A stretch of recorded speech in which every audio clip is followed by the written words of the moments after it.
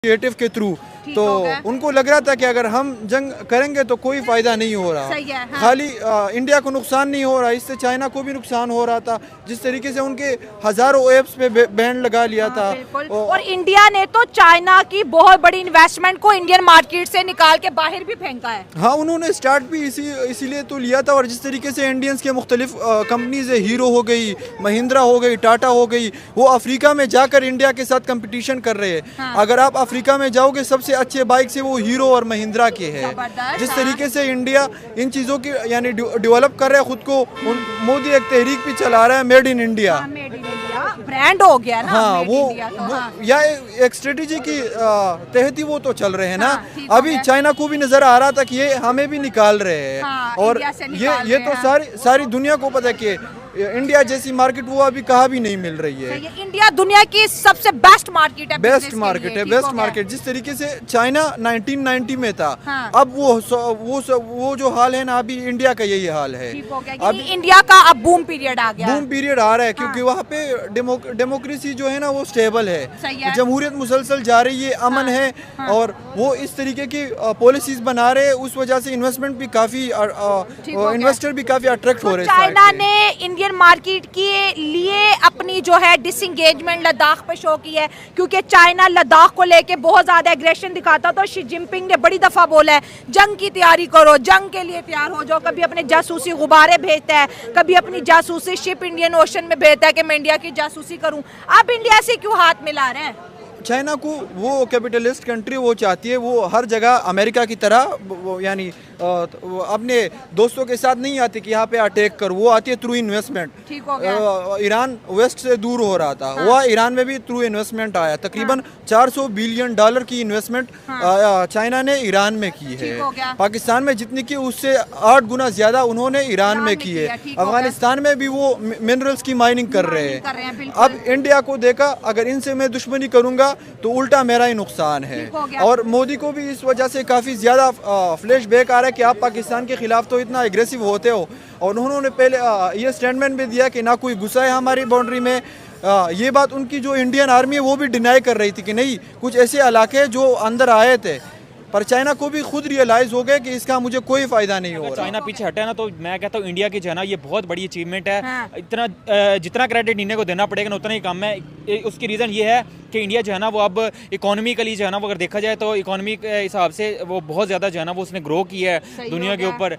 जब से वो मोदी की गवर्नमेंट आई है, वहाँ पे एक तो कंसिस्टेंसी आई है वहाँ पे गवर्नमेंट की, उसके साथ साथ जो है ना इकोनॉमी बहुत ऊपर गई है। वहाँ पे इंफ्रास्ट्रक्चर अगर देखा जाए एग्जैक्टली, तो उन्होंने काफ़ी ज़्यादा जो है ना वो डेवलप किया। लद्दाख वाली साइड पे भी बहुत ज़्यादा डेवलपमेंट वहाँ में देखने को मिली है, जिसकी वजह से अब चाइना ने देखा कि भाई अब हमारा जो है ना वो मुकाबला 1 to 1 हो गया और 50-50 हो गया। अब ऐसा नहीं है कि हमारी डोमिनेंस वहाँ पे रही नहीं है चाइना की। इस वजह से बजाय इसके कि जानी नुकसान हो, हमारी भी फौज जो है ना वो मरे, उनकी भी मरे, उसके अलावा जो है ना वो इतनी ज़्यादा इन्वेस्टमेंट भी हो, तो बजाय इसके कि जो है ना वो एक सेफ एग्रीमेंट किया जाए और इनके साथ तल्लुकात को बहाल किया जाए, ताकि हम आने वाले दिनों में ना फ्यूचर में इनके साथ ट्रेड भी कर सके और अपनी इकोनॉमी को ग्रो भी बेटर तरीके से कर सके। चाइना ने अपनी सेफ साइड खेली है। एग्जैक्टली, अपनी सेफ साइड के लिए। भाई दुनिया है ही लालची, दुनिया अपनी सेफ साइड खेलती है। हम चाइना को ऐसे ना समझे कि भाई चाइना सिर्फ पाकिस्तान के लिए है।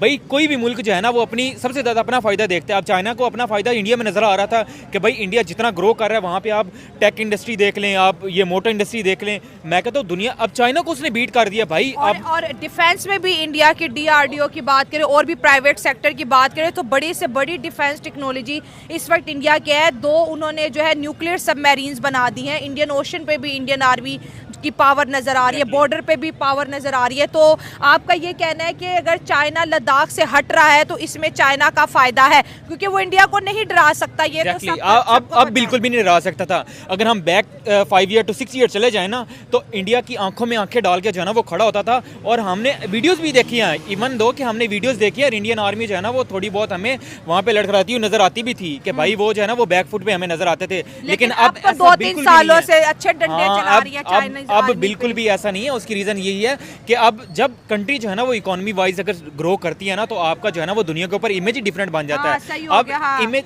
एग्जैक्टली अब इमेज जो है ना वो इंडिया का एक डिफरेंट जो है ना वो जाता है चाइना के पास। और उनको पता चल गया कि भाई आने वाले दिनों में जो है ना वो इसका मुकाबला करना बहुत इम्पॉसिबल हो जाएगा। अगर चाइना की ट्रेड जो है ना वो इंडिया बहुत बड़ी मार्केट है, आपको पता है मैंने अभी जैसे कि बताया दूसरी बड़ी जो है ना वो पॉपुलेशन वाइज कंट्री है, तो इतनी बड़ी मार्केट को आप जो है ना वो उससे वो डिस्कनेक्ट नहीं हो सकते, जिस तो तरह पाकिस्तान डिस्कनेक्ट हुआ हुआ है। हाँ, हाल हमारे देख ले इकोनॉमी के क्या चल रहे हैं, तो चाइना जो है ना वो गलती कभी भी नहीं दोहराएगा, वो डिस्कनेक्ट कभी भी नहीं होना चाहेगा इतनी बड़ी मार्केट से। बिल्कुल। और 2020 कहते हैं बैक टू 2020 साथ जो है इंडिया की फॉरेन मिनिस्ट्री ने ये स्टेटमेंट भी कोट की कि 2020 के बाद जो है बॉर्डर के ऊपर, लद्दाख के ऊपर, गलवान घाटी के ऊपर जो है चाइनीज आर्मी का एग्रेशन बढ़ता हुआ दिखाई दे रहा है। अब चाइना जो है हट रहा है पीछे, जाहिर है इंडिया की एक पावर नजर आ रही है, इंडिया के इस पूरे रीजन के अंदर एक सॉफ्ट पावर है, एक डिप्लोमेटिक विन है, और रशिया में जो है समिट भी हो रहा है, तो रशिया ने भी बड़ा रोल प्ले किया है कि चाइना और जो है इंडिया आपस में करीब आए। देखें ना, इंडिया के दोस्त बहुत लॉयल हैं। एग्जैक्टली सीन ये है कि अब रशिया जो है ना वो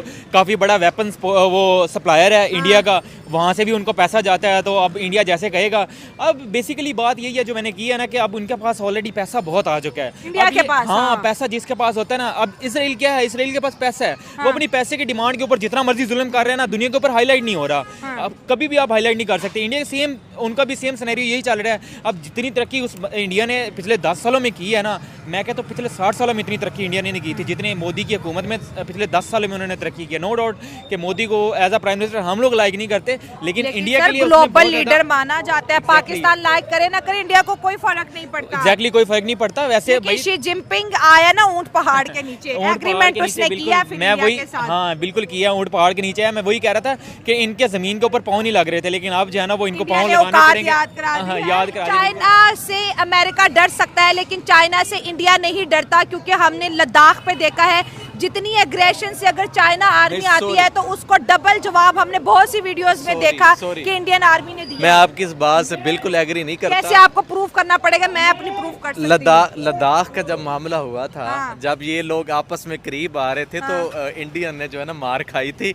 ऐसा ना कब की बात है? मैं 2 वीडियो ऐसे चला दूं जिसमें चाइना की आर्मी मार खाई है और वहाँ से भागी है। नहीं, ये पिछले साल की और इस साल की दिखा दूं? नहीं, मैं चलाऊंगी अब एडिटिंग में। नहीं, ये चीज आप देखें, ये मैं अब चलाऊंगी एडिटिंग में ताकि ऑडियंस देखे। आप जरूर चलाएं। एक देखें, एक आज चलाने से कुछ नहीं होता। आप ओवरऑल देखें, जब 2 मुमालिक आपस में सामने आते हैं तो एक आधा हाथ लग ही जाता है। ये तो है डेफिनेटली, आमने सामने। लेकिन जो ओवरऑल कंसेंसस है ना, उसमें इंडिया को जो है वो काफी मार पड़ी थी। हम वीडियो में हम दिखा देंगे। नहीं, आप दिखा दे, जरूर दिखा दे।